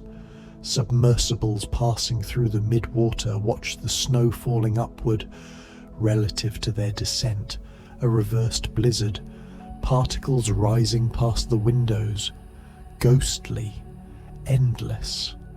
The snow accumulates on the seafloor, builds layers, becomes sediment, becomes rock, becomes the geological record. Everything that lived eventually falls, eventually settles, eventually becomes something else. Stone, memory, history, but while falling, while drifting, it feeds so many, nourishes so many, that sustains the entire deep. Nothing is wasted, everything is used, even death, even decay, even the letting go. You're falling like marine snow, gentle, slow, spiraling down through layers of consciousness, through zones of awareness, sinking, settling. Soon you'll reach the bottom, the base layer, the place where falling stops, where rest begins, where nothing remains but peace. Certain deep-sea amphipods have transparent heads, windows into their skulls, their brains visible, their eyes visible, suspended in clear tissue. The transparency serves some purpose, camouflage, probably, but the effect is unsettling, seeing the nervous system, the processing organs, the seat of such consciousness as they possess, visible, exposed, vulnerable, yet they survive, persist. The transparency apparently not a weakness, not a flaw, but an adaptation, a solution. What if your thoughts were visible, your processes, your mechanisms, all transparent, all exposed? Perhaps they are. Perhaps sleep makes them visible, turns them transparent. Dreams are transparent thoughts, unguarded processes, the brain visible to itself, working, sorting, processing, without the opacity of conscious control, of waking logic, just raw, clear, transparent thought. Deep-sea dragonfish have eyes with high contrast, reflective layers, tapetum lucidum, that bounces light back through the retina, giving photoreceptors a second chance to absorb photons. The eyes shine when light hits them, glow with reflected light, creating bright spots in the dark. The dragonfish can see in near total darkness, detecting the faintest bioluminescence, the smallest movement, their eyes gathering every photon, every particle of light, to see, to hunt, to survive. Your eyes don't need to gather light anymore, don't need to see. They're closed, or closing, resting. The gathering has stopped, the processing has stopped. No more light needed, no more information, just darkness, just rest. The eyes, so tired, so heavy, releasing their vigil, releasing their watch, letting go. Deep-sea snails and limpets have pressure-resistant shells, aragonite structures, layered, compressed, designed to withstand thousands of pounds per square inch. The shells are often thick, dense, heavy, yet the creatures inside are soft, vulnerable, The shell doesn't make them invincible, just protected enough, safe enough to survive, to persist. In the crushing deep, you have your shells too, defenses, protections, worn during the day, during waking, during interaction. But here, now, in the dark, in the privacy of sleep, the shells can dissolve, can fade. No pressure here, no threat, no need for armor, just softness, just vulnerability, just the tender core, undefended, safe, because alone, because dark, because sleep. Sometimes siphonophore bodies suddenly pop, explode, disintegrate without warning. Researchers observing colonies from submersibles watch as sections suddenly rupture, burst, releasing clouds of tissue, bioluminescent fluid. The colony continues, seems unaffected, absorbs the loss, reforms, continues drifting. What causes the explosions? Pressure changes, damage, natural shedding. The colonies don't explain, just pop, burst, release, and continue, as if nothing happened, as if explosion is just part of existing, part of the process. Sometimes thoughts pop too, sudden intrusions, memories exploding into consciousness just as you're falling asleep, jarring, startling, but then gone, and the dark returns, deeper than before. Don't fight the pops, the bursts. They're natural, normal. Let them explode, let them dissipate, let the pieces drift away and sink back down into quiet. Barocomb jellies have evolved sticky, mucus-covered traps inside their bodies. Unlike other ctenophores that trail tentacles, Bero are tentacle-less.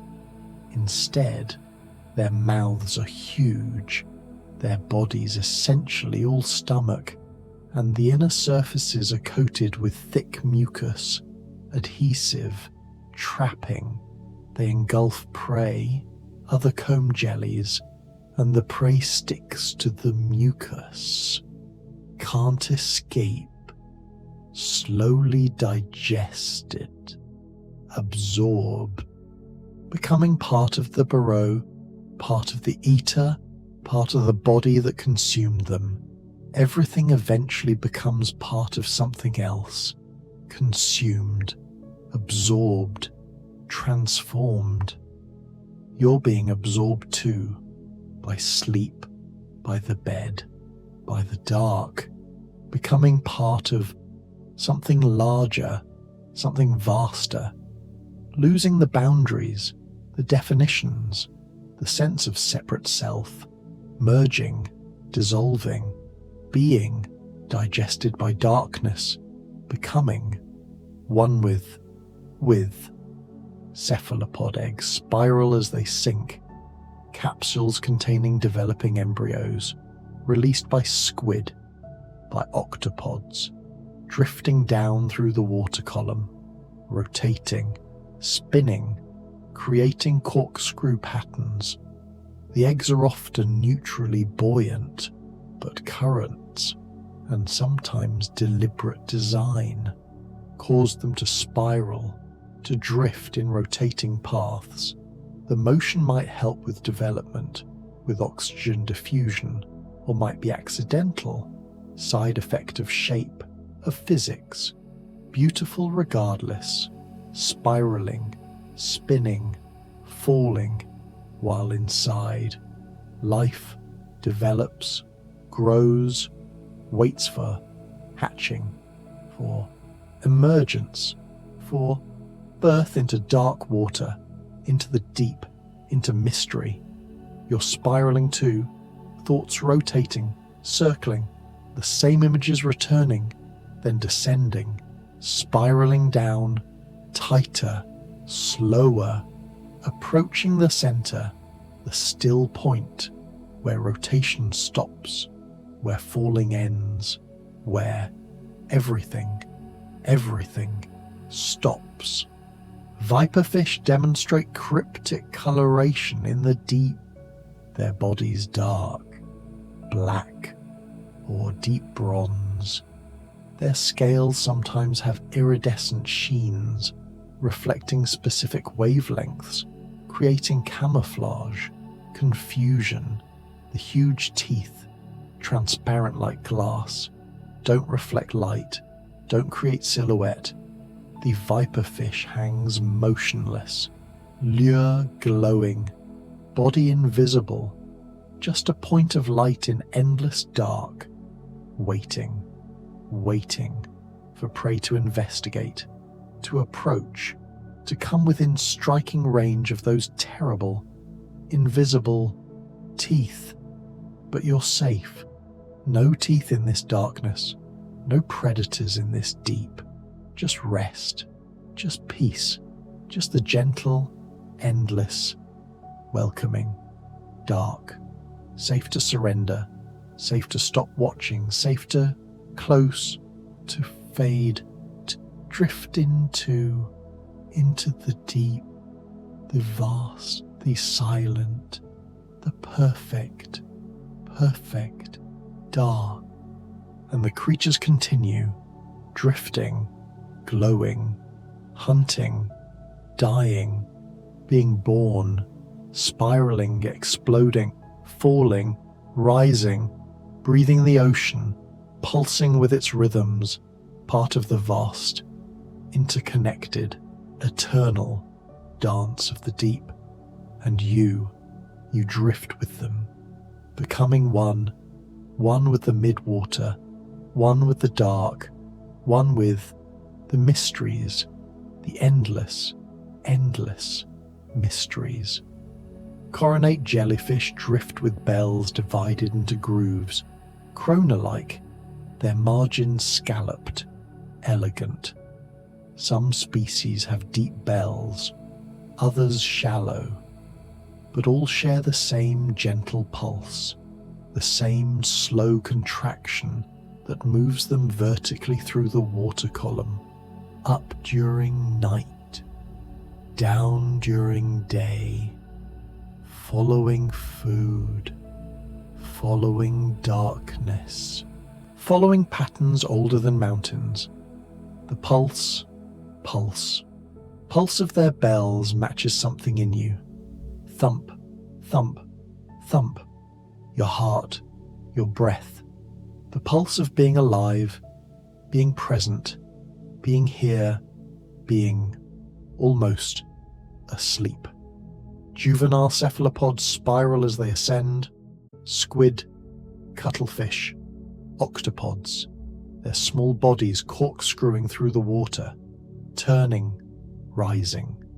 The motion is efficient, creates lift, but also seems playful, joyful, as if the young cephalopods delight in movement, in sensation, the feeling of water rushing past their bodies, spinning, climbing, before gravity pulls them down again.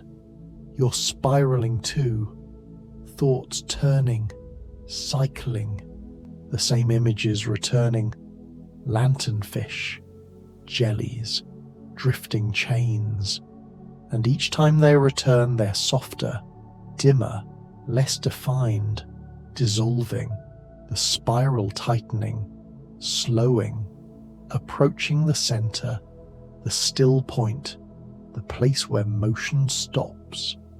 Deep-sea shrimp produce mysterious blinking patterns, rapid flashes of bioluminescence from photophores arranged in lines along their bodies.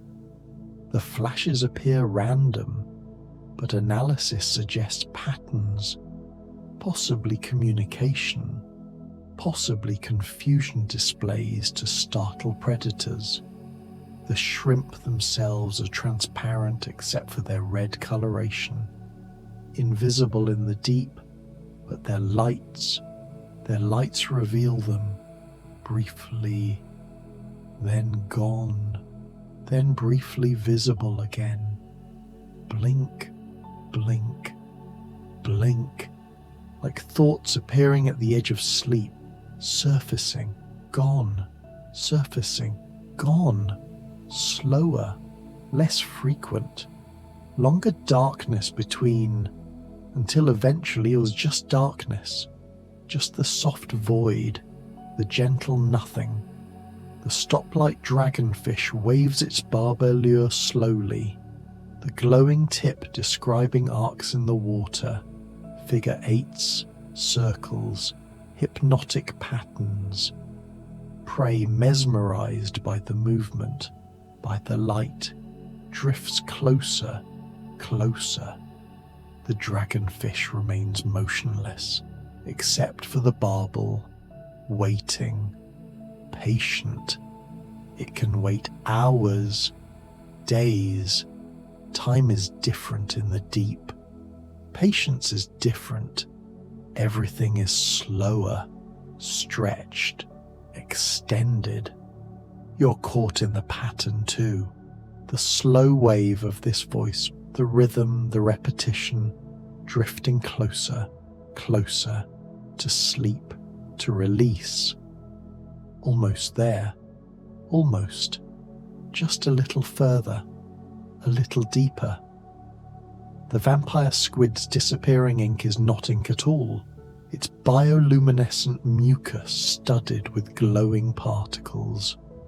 When released, the cloud hangs in the water, glowing, holding the predator's attention while the vampire squid fades back, going dark, going invisible. The cloud continues glowing for several minutes. False target, false body. And when it finally fades, the vampire squid is long gone, disappeared into the darkness that birthed it. Your worries are like this, glowing distractions, but they're not you. You can release them. Let them hang in the space you're leaving while you fade back, going dark, going quiet, disappearing into rest. Pelagic tunicates drift with bodies like glass, salps, doliolids, pyrosomes, all variations on the same theme. Filter the water, capture particles, grow, reproduce. Their bodies are almost entirely water, just enough structure to hold the filtering apparatus, just enough muscle to contract. They're the minimum viable organism, streamlined to essentials, nothing extra, nothing wasted. You're becoming minimal too, essential, breath, heartbeat, awareness, nothing else needed, nothing else wanted, just these basics, these fundamentals, continuing automatically, requiring nothing, just being. Red-tinted midwater fish appear black in natural conditions. Malacostidi, stomidi, families of red dragonfish, red hatchet fish. Their pigmentation masks the bioluminescence of prey in their stomachs, prevents them from becoming beacons, glowing targets. The adaptation is so effective that researchers had no idea these fish were red until specimens were brought to the surface, revealed under white light, showing their true color, their secret color, the color that means invisible. You have secret colors too, parts of yourself only visible in certain lights, in certain depths. Most of the time they're hidden, private, and that's fine. That's good. In sleep all colors fade anyway, become the same darkness, the universal black, the color of rest, The crestfish drifts with delicate wing-like fins, Lophotidae, bodies elongated, compressed, a long dorsal fin running the length of the body, ending in a filament that extends even further. The fish moves by undulating this dorsal fin, creating waves that travel along its length, gentle, hypnotic. The crestfish barely seems to be swimming, more like floating with intention, drifting with purpose, going nowhere, going everywhere, held in the eternal present of the midwater. Nowhere to go, nothing to do. The crestfish knows this, has always known this. You're learning it, remembering it, the wisdom of drift, the intelligence of surrender. Let the water, let the darkness, let the night carry you. Ribbonfish hunt by hanging vertically in the water, Trachypteridae, their long silver bodies dangling like ribbons, like strips of moonlight. They wait for prey to pass, then strike upward, jaws snapping, before returning to vertical, to waiting. Their bodies are compressed, fragile, covered in easily shed scales. They seem too delicate for survival, yet they survive, persist, continue. Fragility is not weakness. Softness is not vulnerability. The ribbonfish understands. Your body is soft now, vulnerable, trusting. That's not weakness. That's wisdom.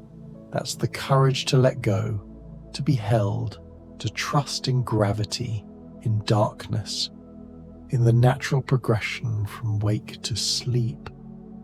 Soft, softer, softest, melting.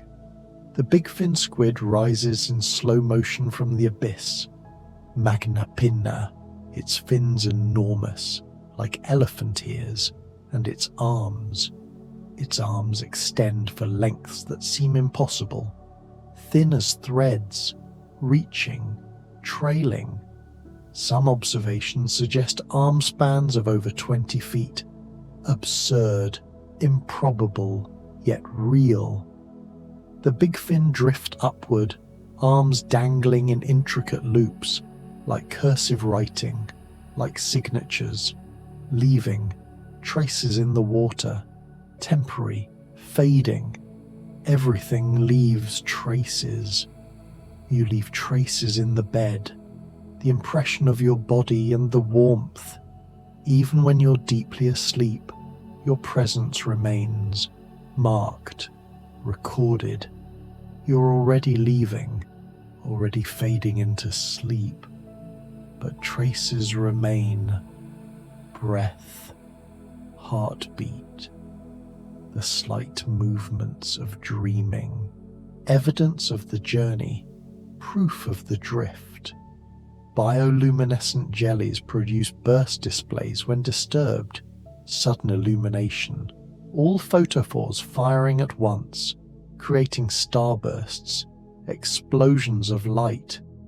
The display lasts only seconds, sometimes just 1 second, a moment of brilliance. Then darkness returns, deeper than before. The light makes the following darkness more profound, more complete.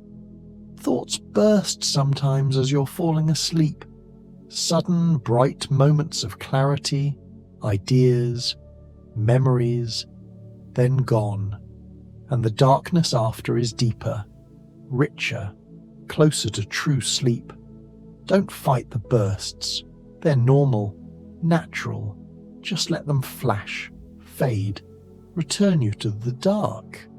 Midwater eels have developed mirror-like sheaths around their organs, guanine plates that reflect what little light exists. making their internal organs invisible.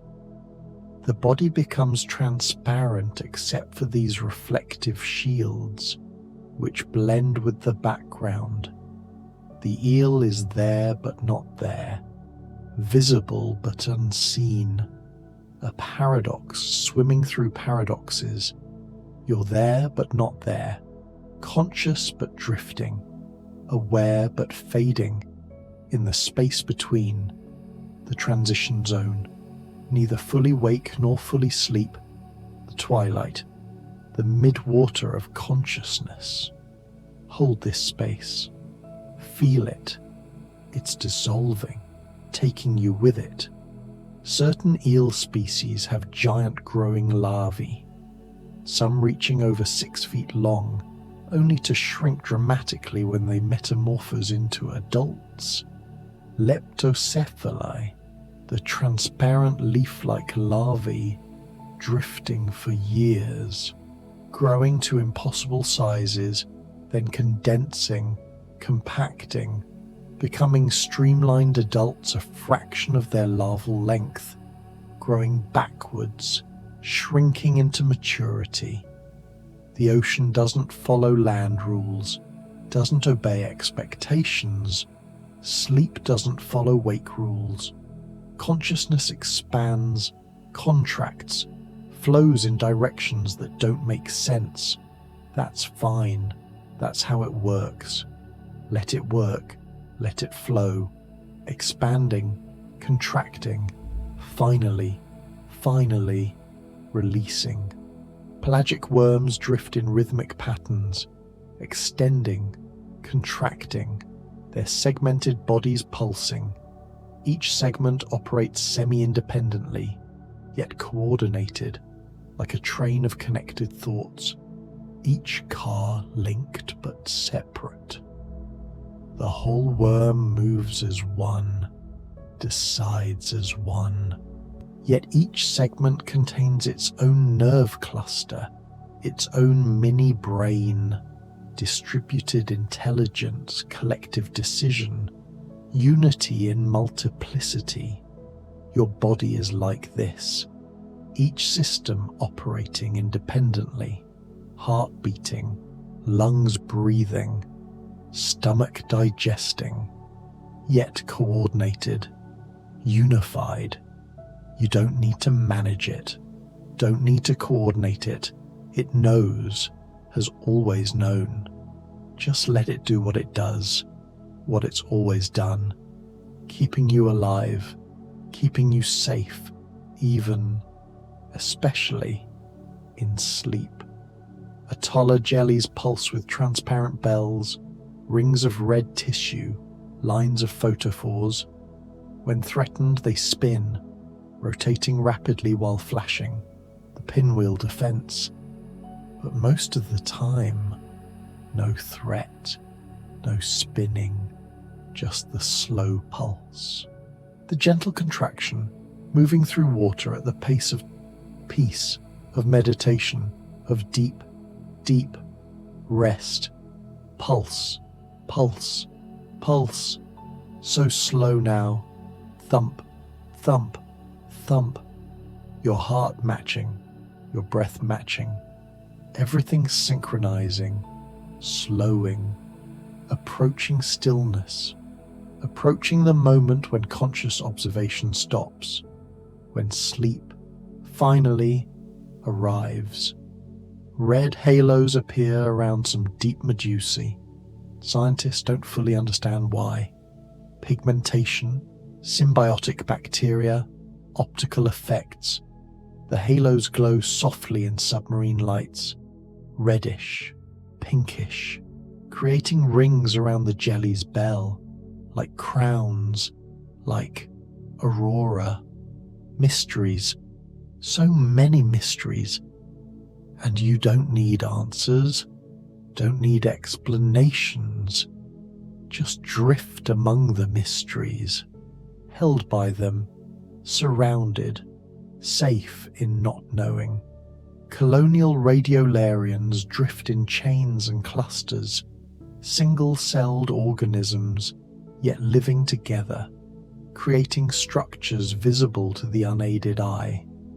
Their skeletons, made of silica or strontium sulfate, are incredibly intricate, geometric, beautiful. When they die, these skeletons sink, becoming radiolarian ooze on the seafloor, building layers, becoming stone, becoming the record, the memory. Everything leaves evidence. Everything marks time, even sleep, even dreams, forgotten but recorded somewhere, somehow. Giant larvaceans filter enormous volumes through their mucus houses, the largest houses bigger than the larvaceans themselves. Complex structures with multiple filtering chambers, sophisticated architecture built from secreted mucus. The larvacean sits at the center, beating its tail, pulling water through. The house filters particles too small for the larvacean to eat directly, concentrating them. The house is tool, home, feeding apparatus, testament to evolution's creativity. You have your own house, your own body, working automatically, filtering, processing, maintaining, even as you sleep, especially as you sleep. The body does its deepest work in darkness, in rest, repairing, consolidating, preparing for the next day. But you don't need to think about that. The body knows. Just let it work. Let it work. Ctenophores drift with glassy bodies, so transparent they're nearly invisible. Their 8 rows of cilia beat in mesmerizing waves, creating rainbows, moving light through spectrum, red to violet, violet to red, over and over. Some ctenophores trail long tentacles, others have lobes, others are round as grapes. All drift, all pulse gently, all catch prey with patience, with the infinite patience of creatures who live in slow time, dream time, the time where hours pass like minutes, like seconds, where you've been listening forever, where you've just now begun. Time is fluid, flowing, pooling. You're floating in it, surrounded, held by time that doesn't pressure, doesn't push, just exists, allows, encompasses. Deep-sea angels swim with pteropod wings, Cleone, their translucent bodies trailing through the water, wing-like appendages beating slowly. They're actually snails who've lost their shells, become purely pelagic, purely mobile, feeding on sea butterflies, other pteropods. They're called angels for their appearance, wings, halo-like structures, and for their gentle motion, floating, hovering, ascending, descending, like angels, like thoughts, like breaths between wake and sleep. Sea butterflies flap their wing-like lobes, Limacina, Cavalinia, shelled pteropods. Their shells are transparent, spiral, beautiful. They flap slowly, continuously, staying aloft in the water. If they stop flapping, they sink. So they never stop. Continuous gentle motion, day and night. Sleeping while swimming, if they sleep at all, existing in perpetual, gentle motion. Your breath is like this, continuous, never stopping, even in deepest sleep, even in dreams, always, always. The breath, in, out, the rhythm, the foundation, the base layer, beneath everything, supporting everything, requiring nothing. Lantern jellies flash in eerie blue, sudden, unexpected. The flashes serve purposes scientists are still discovering. Communication, possibly, or predator startle, or prey attraction. Multiple purposes, layered purposes, or perhaps no purpose. Perhaps just the automatic response of a simple nervous system to stimulation. Perhaps not everything needs a reason, a function. Perhaps some things just are, like sleep. You don't sleep for a purpose, in the moment. You sleep because you sleep, because the system demands it, because the tide has turned, because it's time. Gulper eels strike with enormous jaws, eurypharynx, mouths that open impossibly wide, stomachs that expand to hold prey larger than themselves. The eel drifts with its huge mouth open, waiting. When prey enters, the jaws snap shut. The gulper's body is otherwise unremarkable, long, dark, but the jaws are the entire creature, built around one function, one purpose. Everything else is secondary. Your body right now is built around one purpose, one function, rest. Everything else, secondary, fading, unimportant. Just the rest, the sleep, the surrender to horizontal existence, to closed eyes, to silent mind. Pelican eels balloon their jaws even more extremely. Eurypharynx pelecanoids, the lower jaw, enormous, distensible, creating a huge pouch. The eel swims with its mouth open, trawling through the water, catching whatever drifts in, then compressing the pouch, forcing water out, trapping prey. The body is whip-thin, ending in a light organ, a glowing tip, purpose unknown, maybe a lure, maybe communication, maybe just light for light's sake, beauty for beauty's sake, being for being's sake, being for being's sake, you right now, not doing, not accomplishing, just being, just existing in this moment, this breath, this heartbeat, thump, thump, existing, fading, releasing. Chimeras wander the midwater zones, Chimeridae, cartilaginous fish, related to sharks and rays, but looking nothing like them. Strange faces, large eyes, elongated bodies, some with whip-like tails. They swim slowly, undulating their pectoral fins, gliding. They feed on bottom prey but sometimes rise into midwater, wandering between worlds, between zones.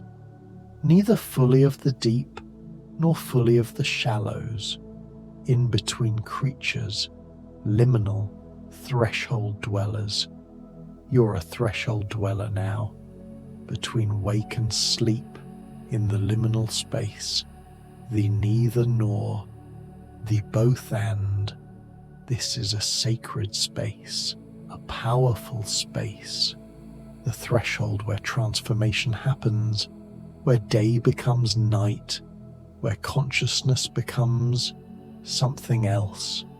Stay here, drift here, let the threshold hold you, rock you, until you slip gently to the other side. Silver chili pepper fish drift with shimmering bodies, their scales catching whatever light exists, reflecting it, becoming moving mirrors. The shimmer might confuse predators, might break up the fish's outline, might create multiple false targets, or might simply be beautiful. The universe appreciating itself through light, through motion, through the physics of reflection. What needs to survive, survives, and sometimes what survives is beautiful, and that's enough. Enough. You are enough. This moment is enough. This breath is enough. The striving can stop. The doing can stop. Just be. Just rest. Enough. Enough. Enough. Flashlight fish carry glowing bacteria in organs beneath their eyes. Anomalopidae. The organs contain bioluminescent bacteria, colonies of photobacterium, living in symbiosis with the fish. The fish can cover the light organs with a shutter of skin, blinking them on and off, creating patterns, signals. The bacteria provide light. The fish provides food and shelter, partnership, cooperation, mutual benefit, everything connected, everything supporting, even at cellular level, even between species, no true separation, just connection, always connection. You're connected too, to everything, even as you drift away, even as consciousness fades, the connection remains, unbreakable, fundamental. You're not leaving, not really, just changing form, changing state, from wake to sleep, from solid to liquid, from thought to stream, from here to there. Deep myctophids swarm in patterns that seem choreographed, schools of lanternfish moving as one organism, turning, diving, rising. The individuals follow simple rules, stay close to neighbors, match their speed, avoid collisions. But simple rules create complex patterns, emergent behavior, swarm intelligence, no leader, no plan, just response, reaction, flow. The swarm moves like liquid, like smoke, like thought, constantly shifting, reforming, dissolving and coalescing, beautiful, hypnotic, endless. Thoughts swarm like this at sleep's edge, random associations, images, no logical connection, just proximity, just the simple rules of activation, spreading, fading. Let them swarm, let them flow. You don't need to direct, don't need to control. Just watch, or don't watch. Doesn't matter. They'll swarm regardless, and eventually the swarm will settle. Pressure-proof bodies of deep gelatinous zooplankton compress and expand without damage. No air spaces to collapse, no rigid structures to crack, just flexible, fluid-filled, adaptable. They can travel from surface to abyss, experiencing pressure changes that would destroy most creatures. But for them, pressure is just water, is just environment. They don't fight it, don't resist it, just exist within it, shaped by it, held by it. Let pressure be just pressure. Let weight be just weight. Not bad, not uncomfortable, just what is. The weight of your body in the bed, the pressure of gravity, of the blanket, of existence itself, not burden, just reality. And reality, when you stop fighting it, is very, very soft. Drifting chains of colonial jellyfish extend for meters, connected, cooperative, moving as one. Each polyp in the chain is genetically identical, clones all, yet specialized. Some polyps catch food, some reproduce, some defend. Division of labor, but all sharing resources, all connected by living tissue, all one organism despite appearing as many. Unity, despite appearance of separation. Connection, despite illusion of isolation. All sleep, one sleep. All breath, one breath. All consciousness, one consciousness. Temporary, individual, form, soon to dissolve, soon to rejoin. The source, the void, the great dark, where everything rests, where everything returns, every night, every sleep, rehearsing death, practicing, letting go, and every morning, returning, reborn. But for now, just the letting go, just the release, just the fall.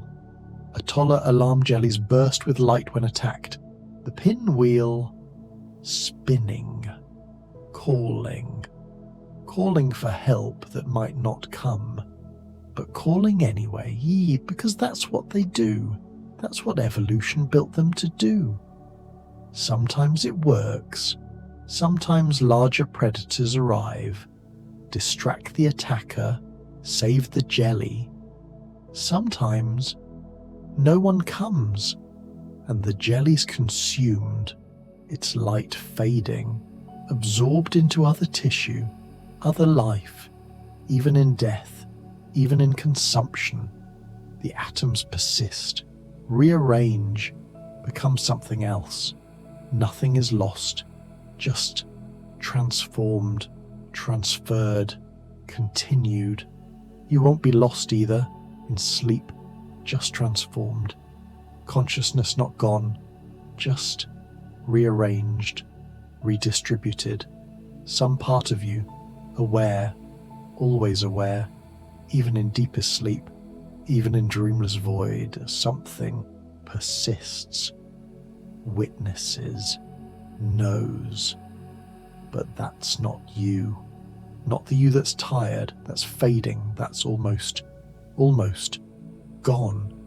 Giant appendages of deep tenephores trail like ribbons, like thoughts, like the last threads of wake trailing behind you as you drift, as you sink, heavier, softer, quieter, the threads stretching, thinning, becoming translucent, transparent, barely there, soon to break, to release, to let you fall completely into.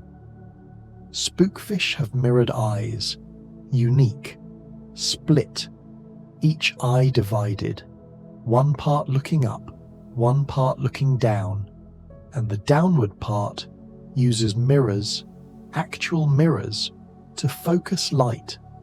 The only vertebrate to use mirrors instead of lenses. Ingenious, strange, perfect. For their environment, their needs, evolution finds solutions. So many solutions. Endless creativity, endless adaptation. Everything finds its place, its method, its way. You found yours, horizontal, dark, soft, right here, right now, perfect.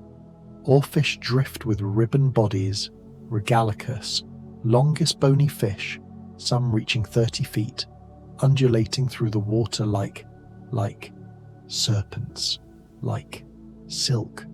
Their dorsal fins run the entire length, red, flowing, and from their heads, long filaments extend, tipped with paddle-like structures, beautiful, rare, mysterious, rarely seen alive, usually only found washed ashore, dead or dying, but in the deep, in the midwater, they persist, drift, survive, unseen, unknown, keeping their secrets, like sleep keeps its secrets, like dreams, like schooling brotulas appear suddenly, then vanish. Ophidiformis, usually solitary, but sometimes gathering. Why? Migration? Spawning? No one knows. They appear, school, then scatter, dissolving back into solitude, into darkness, appearing, disappearing, like thoughts, like consciousness, like cryptic big-scale fishes float with mirror-covered bodies, scales arranged to reflect, to confuse, to disappear, melamphidi, their large eyes, adapted to seeing in. They see. Deep anglerfish have lures that glow, attracting, signaling.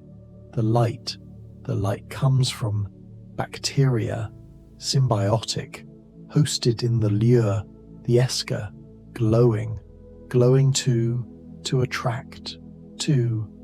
Black sea devils drift in darkness, females large, males tiny, parasitic, attaching, fusing, becoming one organism, two individuals, merging, permanently, sharing, blood, nutrients, everything, becoming one.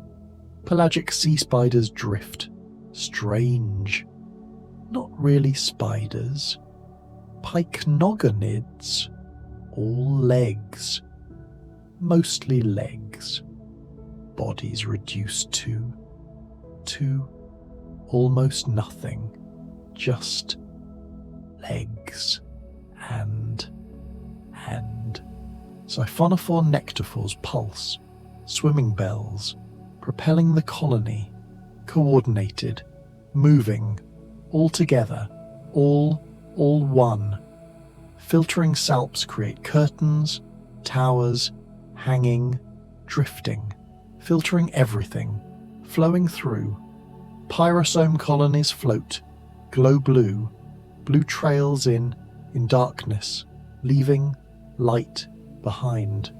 Coronate medusae rotate, gently, slowly, turning in the Cheetanoth's spiral, transparent arrows, barely there.